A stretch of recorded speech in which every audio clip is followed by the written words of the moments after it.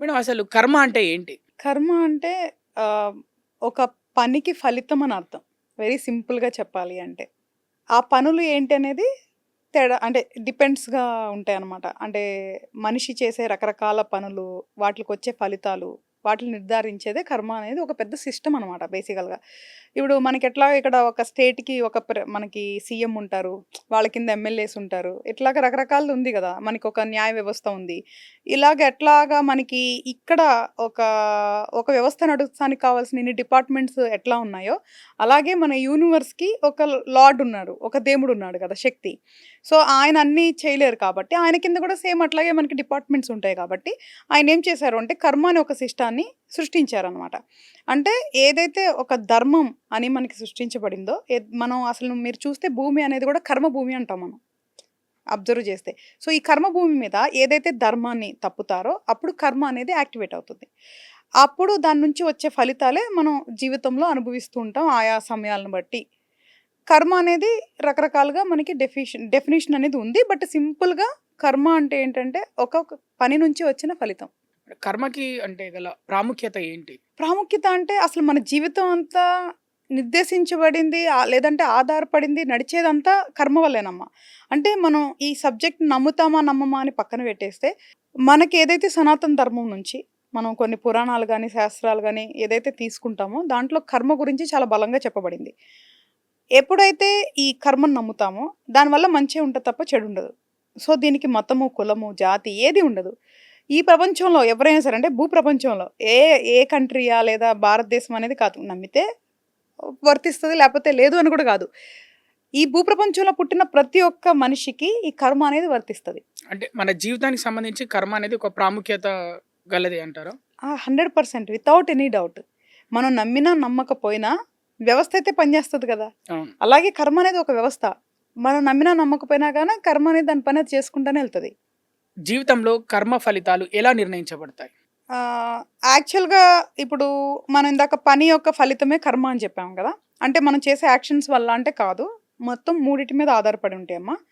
1 మన ఆలోచన, 2 మన మాటలు, 3 మన ప్రవర్తన. అంటే మనం చేసే పని.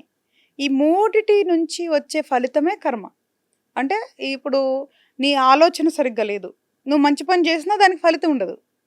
నీ ఆలోచన బ్యాడ్‌గా ఉంది. నీ ఆలోచన బ్యాడ్‌గా ఉంది. నీ యాక్షన్ బ్యాడ్‌గా ఉంది. సో, దానికి రిజల్ట్స్ అనుభవించాల్సిందే. కానీ సమయం అనేది కూడా ఇంకొక క్లాజ్.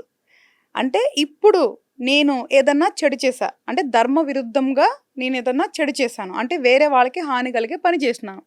చేసినప్పుడు దాని ఫలితం నేను అప్పుడు ఇమ్మీడియేట్‌గా అనుభవించొచ్చు. లేదా రోజుల తర్వాత, నెలల తర్వాత, సంవత్సరం తర్వాత అనుభవించొచ్చు. లేదా మరో జన్మలో అయినా అనుభవించొచ్చు. ఆ సమయం అనేది దానికి ఒక క్లాజ్ ఉంటది. అదంతా కర్మ సిద్ధాంతంలో సిస్టమ్‌లో నియమించబడిద్ది. మనం మనం డిసైడ్ జేయలేం. సో, మనం అంతా కూడా ఒక పాత్రధారులం అనమాట ఇందులో. నిమిత్త మాత్రులం మాత్రమే. కాకపోతే కర్మ అనేది అందరూ మనం ఆ పని చేయలేదు కదా! ఇట్లా చేయలేదు కదా! మనం ఏం చేయలేదు కదా! కాదు.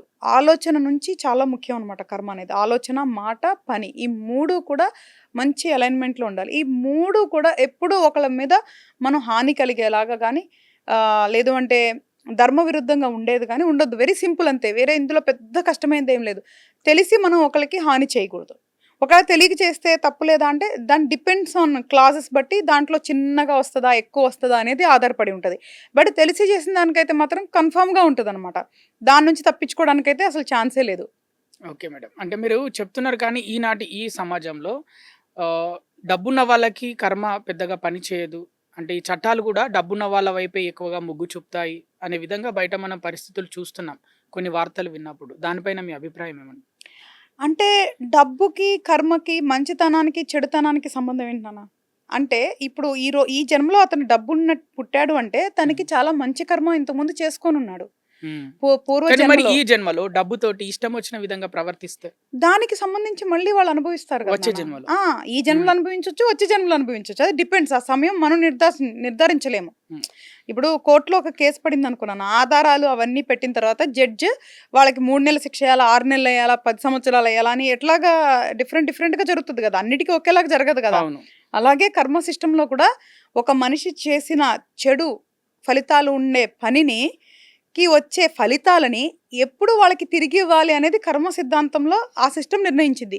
అది ఇమీడియటా, ఇప్పుడా, ఈ జన్మ వచ్చే జన్మ అనేది ఎవరు కూడా మనం కంట్రోల్ చేయలేం. కానీ ఇక్కడ మనం ఆలోచించాల్సింది ఏంటి అంటే, ఇప్పుడు వాళ్ళు చేస్తున్నారు కదా అనేది కంటే కూడా అసలు మనం ఏం చేయాలనేది ఆలోచించుకోవాలి. వేరే వాళ్ళ గురించి మనకెందుకు? మన జీవితం ఏంటి? మనం ఎలా బతకాలి అనేదే ఫస్ట్ చూసుకోవాలి. అండ్ రెండోది వెరీ క్లియర్.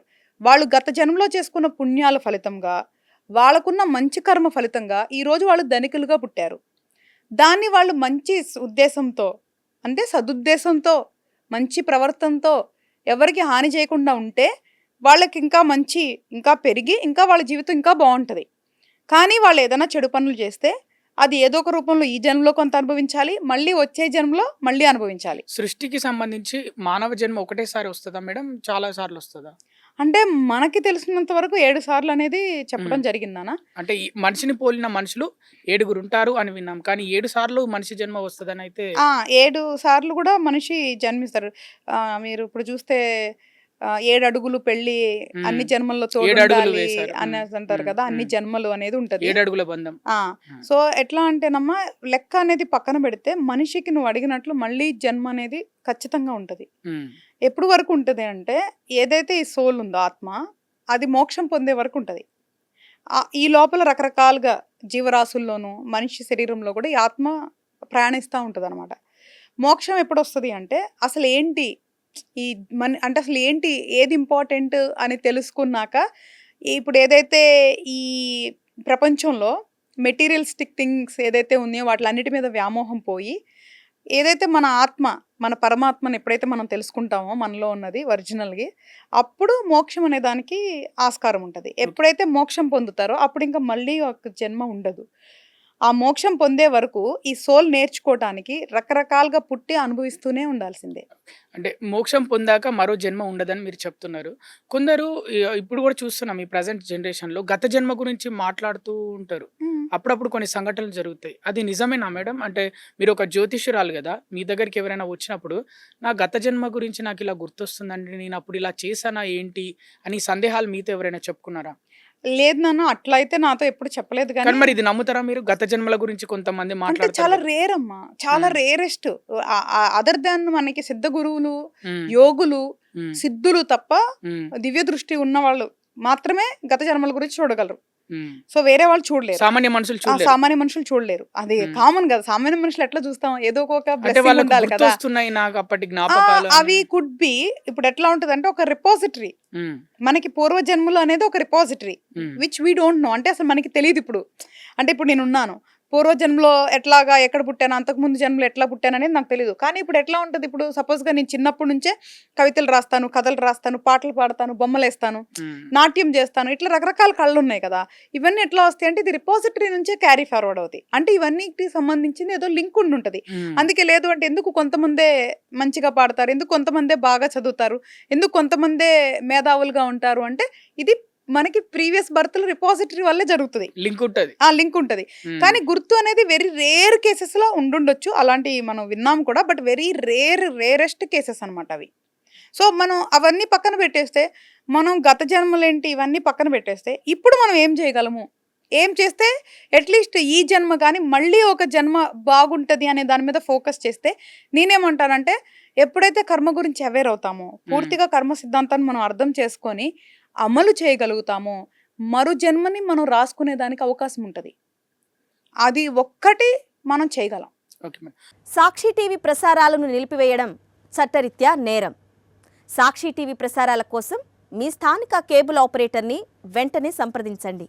డిటిహెచ్లో, ఇంటర్నెట్లో కూడా సాక్షి టీవీ ప్రసారాలను వీక్షించవచ్చు.